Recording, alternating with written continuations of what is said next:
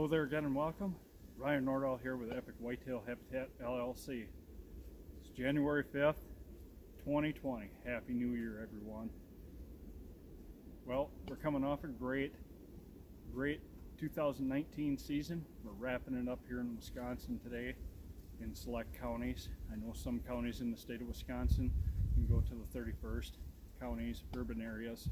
But right here in Jackson County, Wisconsin, where our proving grounds are, today is the last day of archery season for the whitetail deer. So we're out here today. We're not taking advantage of the last day hunting opportunity. We're out here walking our property, doing some hinge cutting too. I absolutely love hinge cutting trees. We're out here knocking down some white oaks. Perfect tree to start hinge cutting this time of year, along with some hackberry, red maples, and other varieties of trees as well. Red oaks, they hinge cut very well as well. Now, I get the question, why are you cutting oaks? Well, I'm here to tell you right now, I'm not here to manage for timber value. I'm here to manage my property for the whitetail deer habitat.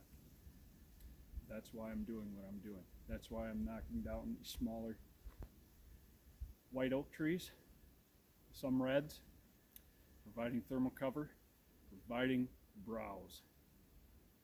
Again, I'm not here to manage this forest for timber value. I'm here to manage it and manage the habitat for the whitetail deer and other game species as well.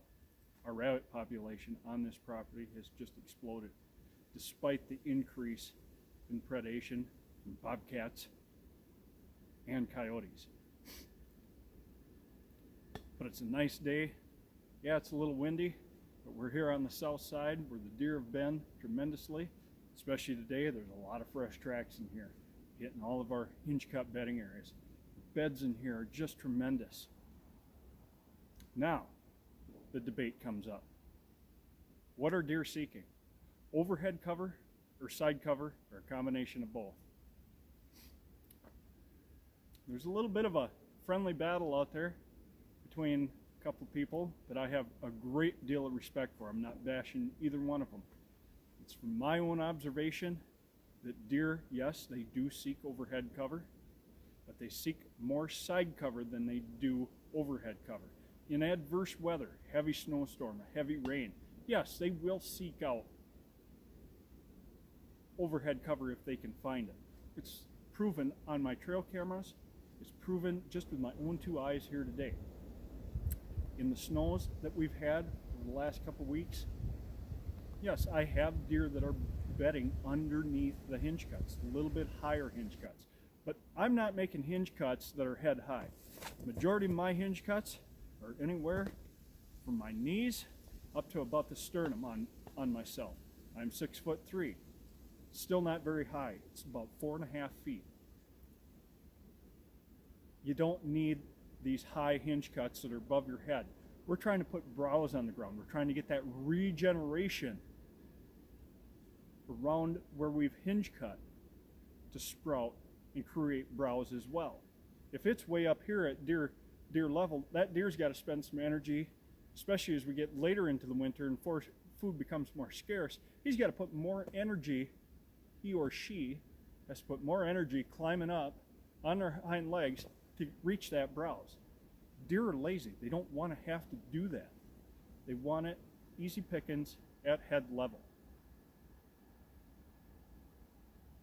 Now, there is a time and a place for those high hinge cuts. They're very dangerous. Kickback is a possibility.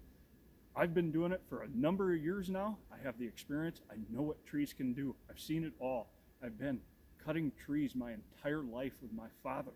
I know what trees can do, people.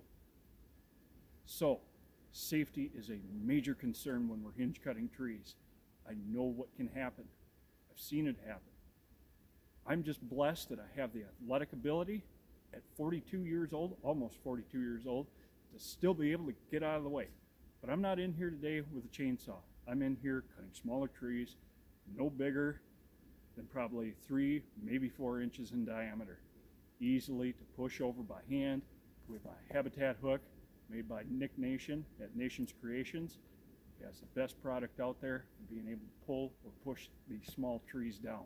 It gives me some leverage on the bigger trees that I will take down with a chainsaw. Safety is always the first recommendation when running a chainsaw, even doing any of this that I'm doing by hand. I love doing it by hand. I love grabbing my handsaw, coming out here, getting that aerobic exercise. It's a great way to burn off the calories that I consumed over the holidays. We're just coming off the holidays. It's a great blessing to be able to get out here and start burning some of that excess food off, some of the excess weight I put on in the last 2 weeks. But that's why I provide the service of hinge cutting, because it's not made for everybody. I do not recommend that you go out and do it if you do not have the experience already doing it. I will gladly teach you. I gladly encourage any of my clients that hire my services to come out and hinge cut, come along, and I will gladly teach you, have you come along, help me to push trees over, to pull some smaller trees over, to position them in the right spots that we want them to fall, and everything else. Now, we do not fight tree length. That tree's going to go where it wants to go. We can place smaller trees over the top of it if need be, but you do not ever fight tree length. I cannot stress that enough. But I just do not recommend, if you've never hinge cut a tree before, to go out and just start doing it. That's why I'm here, to provide the service to you so you can go home to your loved ones, to save you time, to free up your time as well. Because this is a time-consuming practice, that's for sure. But it puts browse at deer level immediately. It's the best way to extend your food plots going through winter into spring. Especially here on our property, our food plots got wiped out because it was the only food available, green source of food available, because the agricultural crops around here were done. They were just small grains. They were harvested for grain, straw taken off. There's nothing around here for probably a good 2-mile radius out around our property here. Our food plots were the only food sources for green food source, as far as I know. So our food plots got hammered. Now we're out here providing browse, which is an essential thing for a deer's diet. They need that roughage in their stomachs. So if you want a supplemental feed, that's a big topic. What's the best thing that you can do for supplemental feeding for deer? Get out, grab your handsaw, because I know a lot of us need the exercise, and just start knocking down some trees, hinge cutting trees. I don't mean just go out and start whacking down an area. You got to know the features. Are the deer already bedding here? The deer are already bedding in this area to begin with. We're just enhancing the cover, the side cover especially, and providing the browse, which hinge cutting provides for our deer herd. Thanks for joining me today.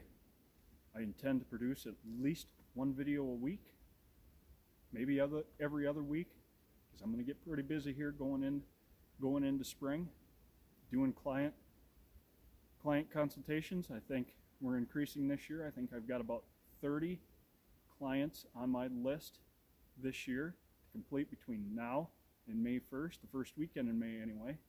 I'm absolutely blessed, guys. I brought this business online in 2017, and it's growing despite what all the naysayers had to say about starting my own business. It's something I just had to do. I just had to do it. I'm thankful for every single one of you that follows me on Facebook, Instagram, YouTube. I love and appreciate every single one of you, because without you, I don't have the business that I have. I'm so happy and so very grateful to be able to do what I do every single day of my life. Absolutely love and am obsessed over the whitetail deer.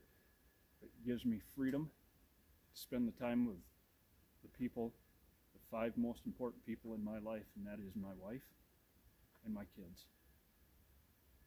I can't thank them enough. I can't thank you enough for following me. Love and appreciate all of you. I love the negative feedback too. It helps me to become a better person, to become a better whitetail habitat improvement manager. Thank you, and good luck in 2020 with all your habitat improvements. And again, don't be afraid to get out and get in touch with me. Any questions that you may have. You can find me on Facebook, Instagram, YouTube, my email, epicwhitetailhabitat@gmail.com. Get a hold of us. We'll be glad to answer the questions as best that we can. If we don't have the answer, we will find the answer for you. Thank you, and have a great 2020.